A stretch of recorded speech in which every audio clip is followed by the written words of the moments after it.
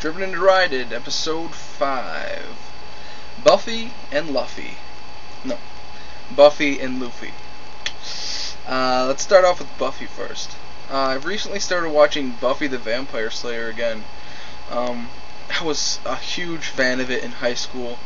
That was like I'm pretty sure it aired on Tuesday nights, and that was like what I planned my whole Tuesday around.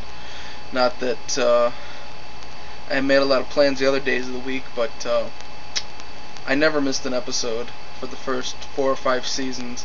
I don't even think I saw any of the 6th and 7th season, because honestly by the time Dawn showed up, that was kind of a lame plot. I mean, it was still pretty cool, but then I don't know what even happened after that. I think she died at the end of that season, and then she came back or something. I don't know. I was just kind of grown out of it, I guess, but for nostalgia's sake, I started watching it again. I got the first season a couple years ago. It was on like special around Christmas time. It was like I got it for like $12 at Best Buy, and I watched it. Never really had the desire to go out and buy the rest of them, but after watching Firefly again, I was like, you know what? It's time for me to go back and check out Buffy again. And right now I'm in the middle of season 3, and I'm really enjoying it. I'm remembering why I liked it so much in high school. And I don't know. I guess I'm kind of like trying to relive my high school days. Does everybody go through that? I mean, do you comment and tell me, is there something you go back to from like 5 or 10 or 15 years ago? Every once in a while, you just maybe dig out your old comic collection or dust off an old book. It kind of reminds you of your younger days.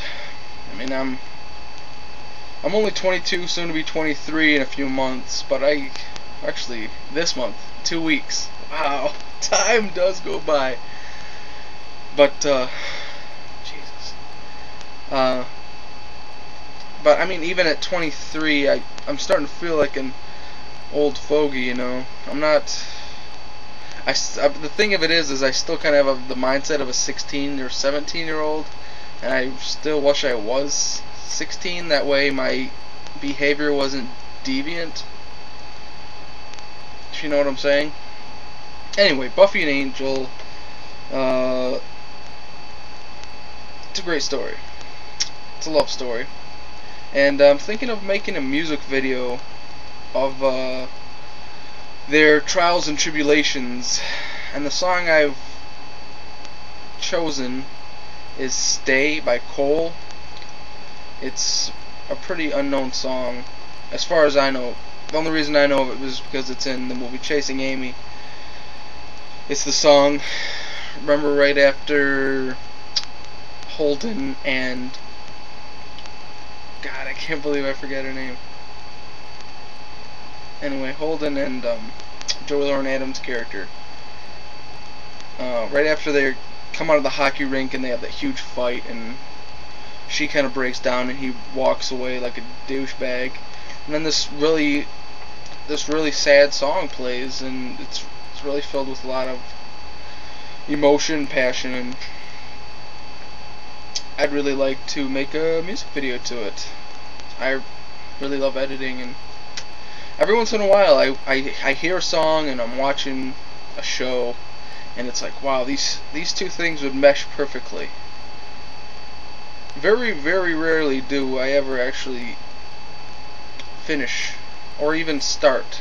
I've only started one once, and you can find that in my videos. It's to the song Ghost of You, and it's a Dragon Ball Z music video.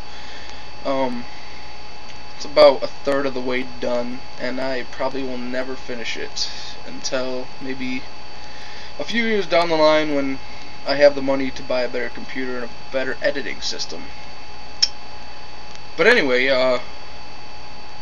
if I did finish a Buffy Angel music video, this is kind of what it would look like.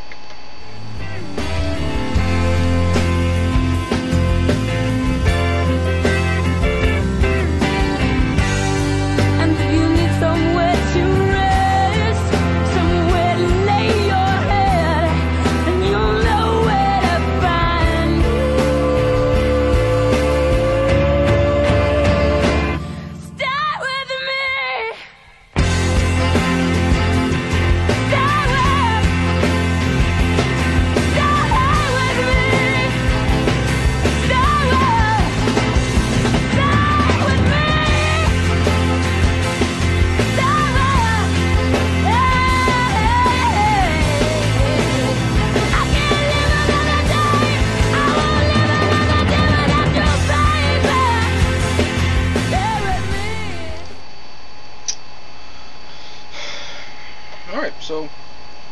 I think you can see why I think the song and the show go together pretty well.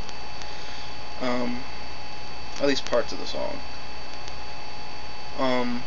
The other part of the video, Luffy, or Luffy, as it's properly said, but if you put Buffy and Luffy together, you would think Buffy and Luffy.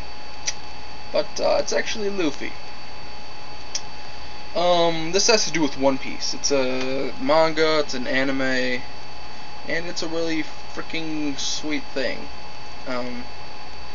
Eiichiro Oda, I believe is the name of the author, and this manga's been going on since 1997 in Japan. Interestingly enough, the same year Buffy started, so it's kind of cool. But it only started coming over here maybe a year or two ago. 4Kids Entertainment picked up the anime rights and pretty much destroyed it. The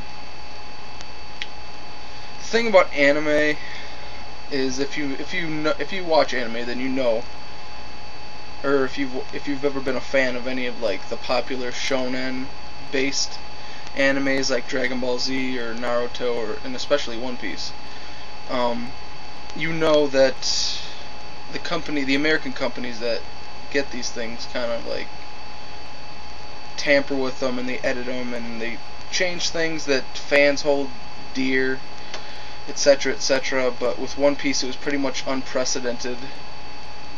They took it, and it has to do with America. We view cartoons differently than the Japanese obviously do, and not even just on the fact of cartoons. I think that, I'm not sure on this, but I think that their maturity level is sort of higher, or they don't have quite,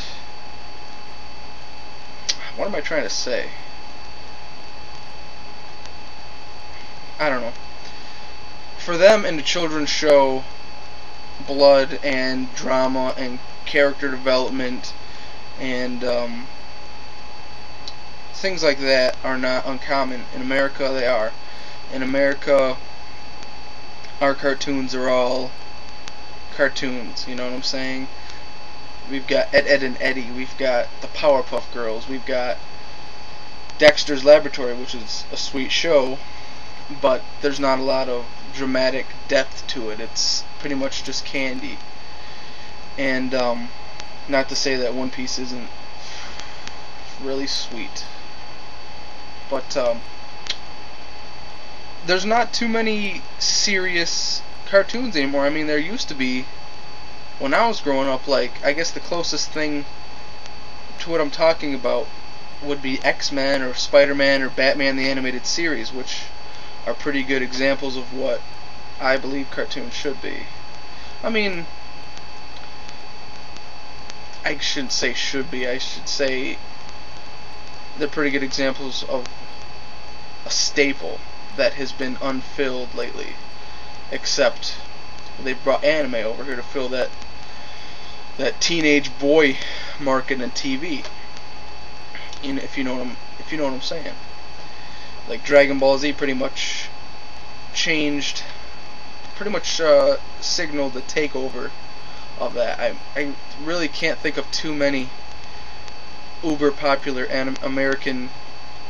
solely American-based cartoons. Maybe like the JLA and the Teen Titans, but I mean, you gotta admit that Teen Titans is heavily influenced by the anime and the manga culture.